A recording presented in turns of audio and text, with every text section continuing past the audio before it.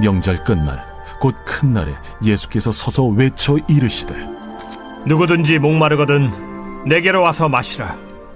나를 믿는 자는 성경의 이름과 같이 그 배에서 생수의 강이 흘러나오리라. 이는 그를 믿는 자들이 받을 성령을 가리켜 말씀하신 것이라.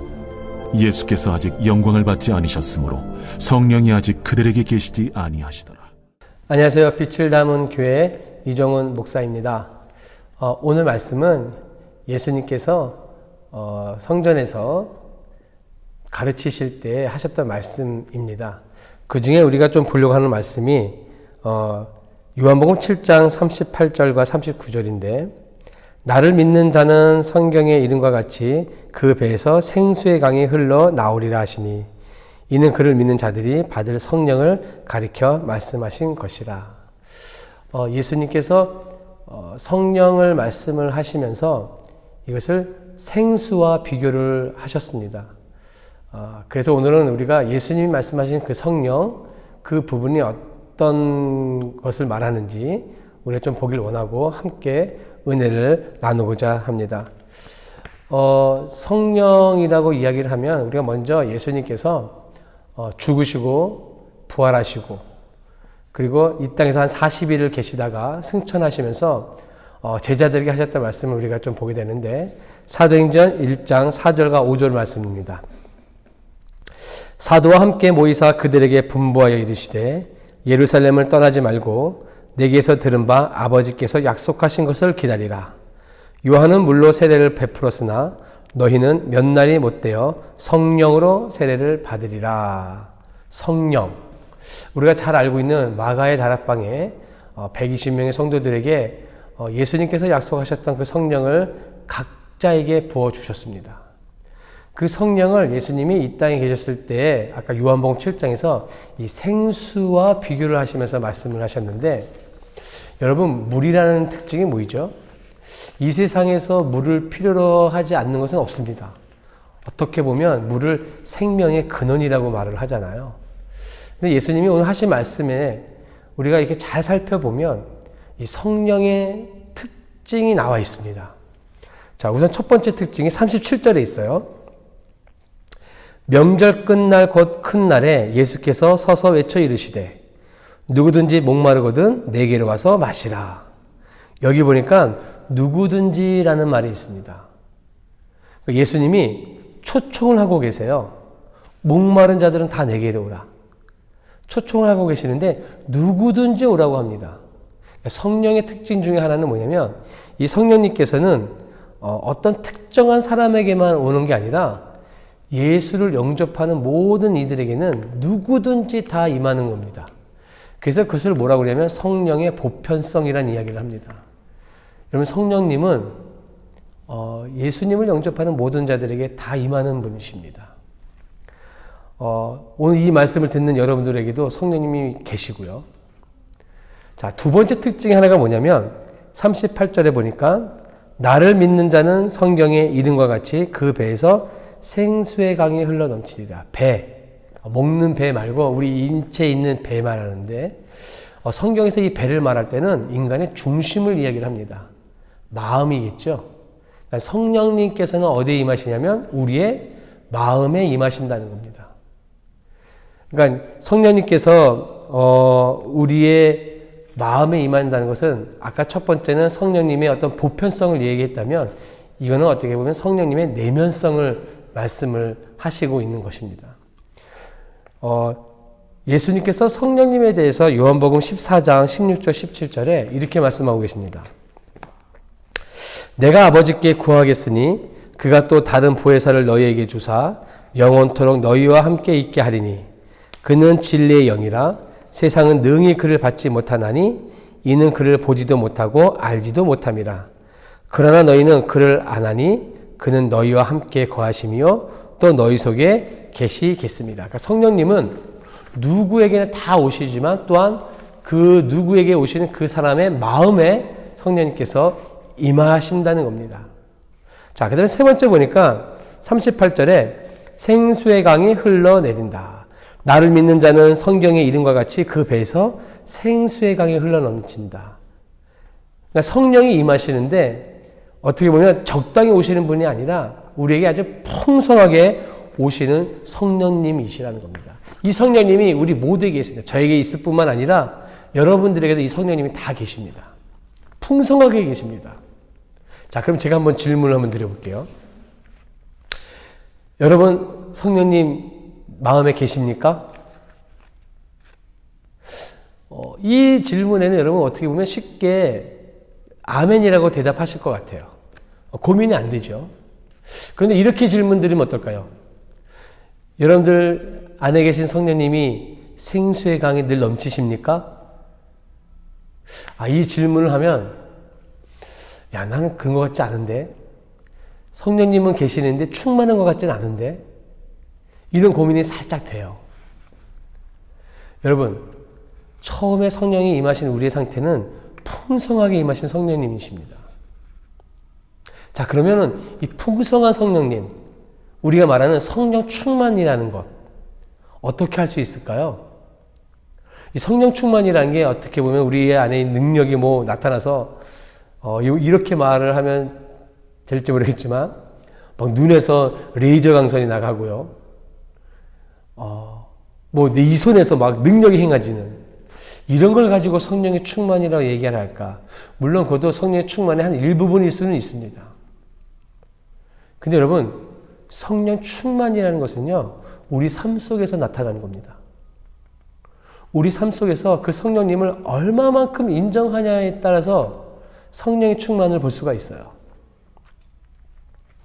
마가의 다락방에 임했던 성령님 이후에 그의 제자들과 많은 성도들의 모습을 보세요. 베드로 같은 경우도 이제는 성령님이 임하시니까 뭐 하기를 시작했냐면 특징이 복음을 전하기 시작했습니다. 여러분, 성령이 충만한 자, 성령이 풍성한 자의 첫 번째 특징은 뭐냐면 복음을 전한다는 겁니다. 물론 우리가 말하는 전도, 입으로 이야기하고 복음을 제시하는 사역일을 말하는 그런 것도 복음의 전달이겠지만 우리의 삶 자체가 복음이라고 생각이 듭니다. 우리 직장에서, 우리 가족 안에서, 친지 안에서 그런 모임 가운데에서 우리의 모습을 통해서 내가 그리스도인이라는 것, 그리스도인이라는 것은 내가 예수님을 쫓아가는 사람인 거잖아요. 그러니까 그 모습을 보여주는 것, 그것이 복음 아닐까요? 그러니까 성령이 충만한 자, 성령이 풍성한 자의 특징은 뭘 하든지 늘 복음을 전하려는 생각을 하고 있다는 거야. 그걸 생각한다는 것은 곧 내 안에 계신 성령님을 생각한다는 거겠죠. 자, 한번 보세요. 베드로나 스데반 집사나 예수님의 12 제자들, 사도 바울, 이런 자들의 성령이 임하고 난 다음에 행한 모습이 뭐냐면 복음을 전하는 일이었어요. 근데 그 복음을 전하다가 어떤 일들이 일어나죠? 환난을 당해요. 목마름을 호소한다고요. 아플 때도 있고요. 가족의 문제도 있을 수도 있고, 복음을 전하다가 욕도 먹을 수 있고요. 이러한 것들을 성령이 충만한 자들은 피하지를 않아요. 받아들인다는 거죠. 복음을 전하다가 감옥에 갇히는 베드로를 보세요. 그 감옥에 가는 것을 거부하지 않습니다. 그냥 받아들입니다. 스데반 집사요. 복음을 전하다가 돌이 날아오는 것을 피하지 않습니다. 그대로 받아들입니다. 어디서요? 그들의 삶 속에서. 우리는 어떨까요? 우리도 성령이 충만한 자들로서 우리 삶 가운데서 환난과 어려움, 오늘 예수님이 여기서 말씀하신 목마른 자들, 우리 살아갈 때 목마름이 있는, 갈증이 있는, 어떻게 보면 어려움이잖아요. 그 어려움들을 다른 쪽에다 쏟는 것이 아니라 그것 때문에 예수님을 찾는, 그것 때문에 예수님을 향하는, 그것 때문에 환경을 받아들이는, 이것이 바로 뭐냐면 성령 충만한 자의 모습인 것입니다. 어떠세요? 여러분들 삶 가운데 이런 모습이 있으신가요? 오늘 예수님께서 이 성령을 생수와 비교를 하시면서 목마른 자들아 다 내게로 오라. 목마른 자들아. 예수님이 초대하고 계세요. 어떤 자들? 목마른 자들을. 목마르다라는 건 뭐예요? 내 삶 가운데 갈증이 있고 어려움이 있고 환난이 있다라는 거예요. 그러니까 그거를 하나님을 찾는 도구로 하나님이 쓰시는 거예요.